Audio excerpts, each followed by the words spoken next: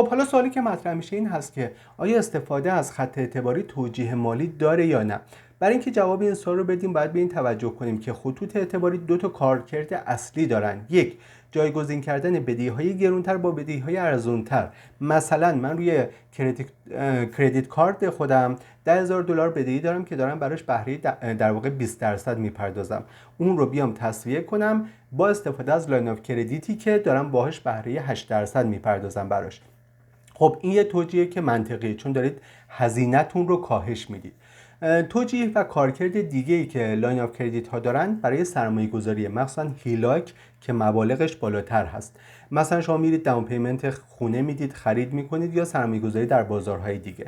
اینجا برای اینکه توجیه مالی داشته باشه باید بازده اون سرمایه گذاری از هزینه تامین مالی بیشتر باشه. مثلا بازده سرمایه گذاریتون 15%، بهره‌ای که میدید 8%.